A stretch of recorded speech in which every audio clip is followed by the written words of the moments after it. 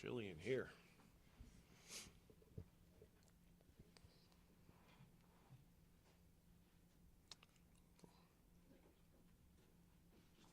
Just in case. What a guy.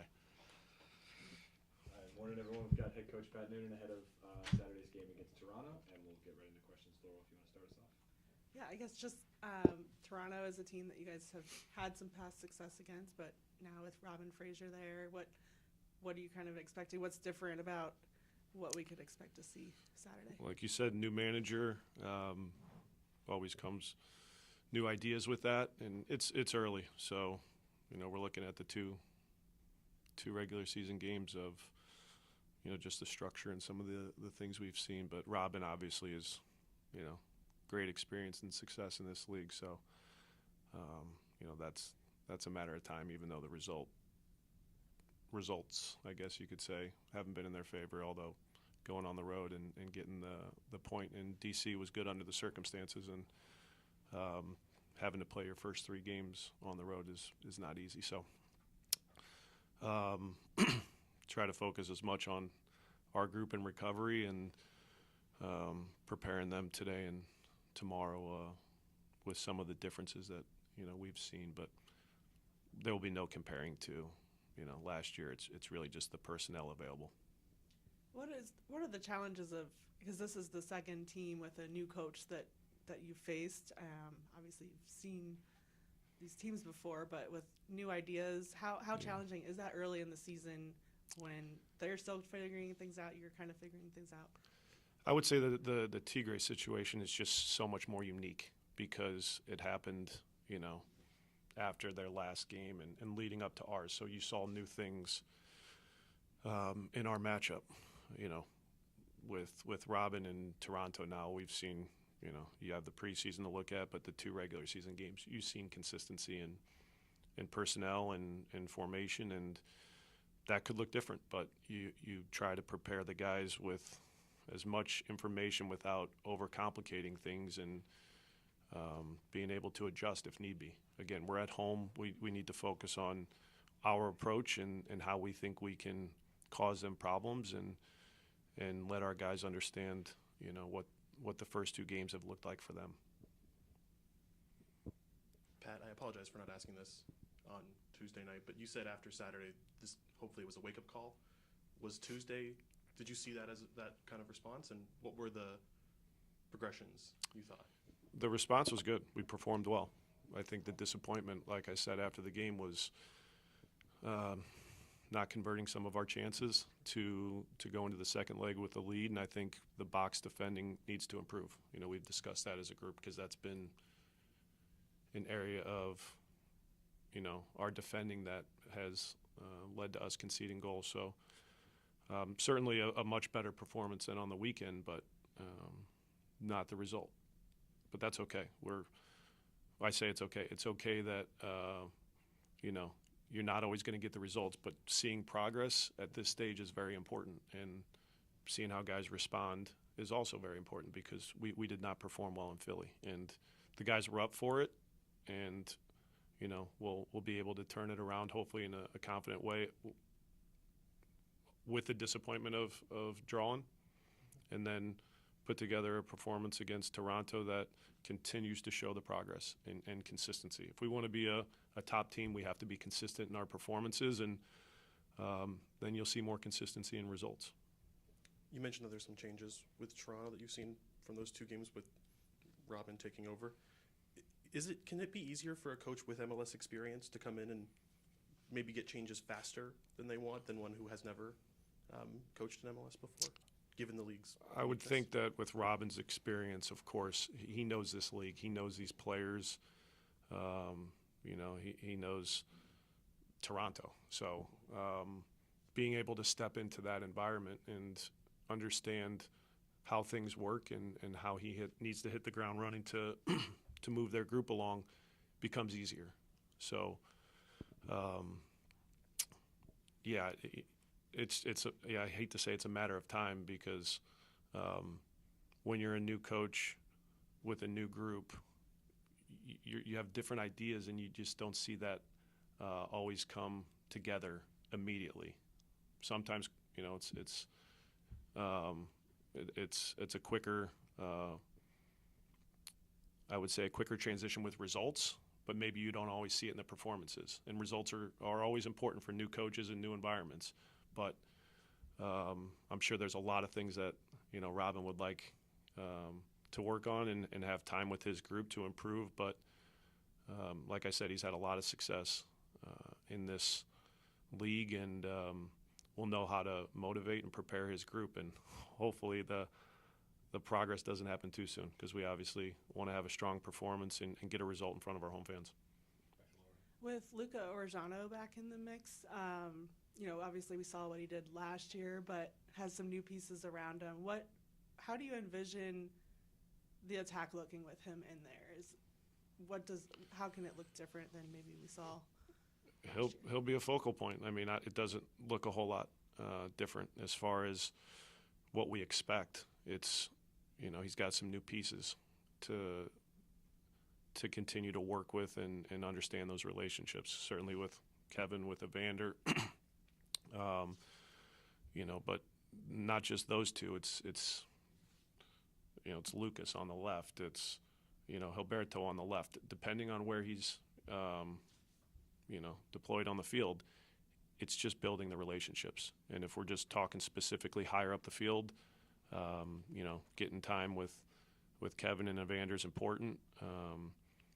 Luca will continue to be a focal point of our attack, and it's nice to have him back. You see just in the limited minutes how dynamic he is, how he's able to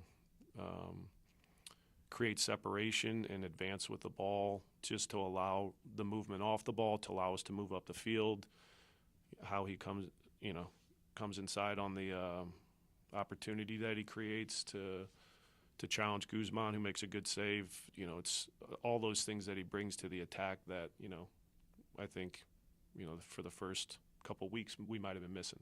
So having that dynamic player to help give a different look and make, the opponent think about, something different is important. And so those 30 minutes, I think, were good, a good starting point for Luca. And then Brett Halsey wasn't in the squad on Tuesday. Is there anything going on with him, or any update on? That was a coach's decision. And then any update on Evander and how he's doing with his back? He just took a knee to the back. It was a bone bruise, day to day. So I don't anticipate this will be, too long as far as, his availability. The hope is that he's available for Saturday, but we'll give him as much recovery as need be. So even if he's not on the field tomorrow, there's a likelihood, strong likelihood that he'll be available and playing on Saturday. We just need to manage that, because these are the most minutes he's played, obviously, in a short amount of time. So I think we built up his fitness in a good way, and now with how many games we're playing, it'll be more of a focus on his recovery and building that fitness with games, which up to this point, I think I've been very pleased with. We'll go to Carter, and then we'll go to the Zoom to Alejandro. Unfortunate timing maybe in the order in which this question is asked, but with the game being the Tigers game on Tuesday this week and then Saturday league game, you get an extra day. That's maybe not a ton, but how much are you able to get out of just even an extra day of training this week? Well, it wasn't an extra day of training. Guys needed to recover, so we were off yesterday, which we haven't been able to do in 3 weeks. So it just felt like this was the right time with the accumulation of games and what these guys have been challenged with over that 3-week period. So yesterday was a focus on not being on the field, and today we'll be on the field. You still got guys that have played a lot of minutes, going back to the Philly game, that'll have limited work on the field, so it'll be partial training. We'll use a lot of FCC2 guys to help us with our numbers and to open up the space a little bit for guys that have been playing a lot in smaller spaces with smaller numbers over the last couple of weeks, so that'll be beneficial. And then, tomorrow will be more of a focus, obviously, on the approach that we have with Toronto. So, yeah, a good day off, I think, and a good chance to get away for players and staff. We'll go to the Zoom now on Alondra. Good morning, Pat. Just with the stretch of games coming in the next 10 days, and how important for you is to have players such as Julia Kubo and Alves Pablo that are very versatile for moving into different positions? Yeah, depth and versatility is important because we've needed all of our bodies to help us, whether it's with game minutes or just pushing, for minutes. That competitive nature of the group's important. And even when guys aren't getting the minutes with all of these games, they need to have the right approach to push themselves, to push their teammates to have a competitive training environment and an expectation for minutes. That only helps our group. So with Alvis and Yuya specifically, I think they've given us good minutes so far this season. But we get Sergio back in the mix, Luca back in the mix. Dotto's now had a couple training sessions, which has been really nice to have him back. Nick's now a couple weeks into training and progressing in a really good way. So, these are really important pieces. Alec Khan's back in the mix, and just the experience and the leadership in trainings and with guys getting now up to speed with their fitness and game minutes. It's just gonna help our group to navigate this stretch of games, which we're already 5 into the 8 and 24 days, I believe is the number. So I'm happy with having more available bodies to select from, but I think the group's in a pretty good place in terms of the competition. But I think we're still a ways away when you talk about the fitness of the entirety of the group to really take it to another level. Now looking into the game on Tuesday, you guys gonna have to kind of come out and look for the win, basically. I mean, tied at 0, who you are, but it's still in your hands. It's still in the team's hands to advance to the next phase. Are we gonna look? We're gonna see a more aggressive team on Tuesday. We'll talk about Tuesday on Sunday. We got a game Saturday. Appreciate that one. But then going to Saturday, it's obviously important for the team to be strong at home.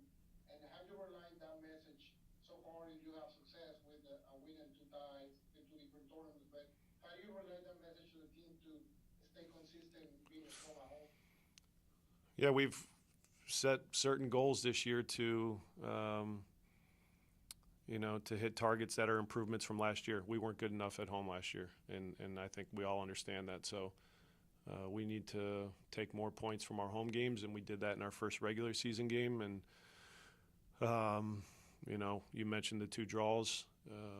I would say the performances were okay and good, but at least understanding that that's 180 minutes. You don't necessarily need to win those games, but we need to get more consistent with doing that. And hopefully Saturday's our second home win, and we can continue to build on our home.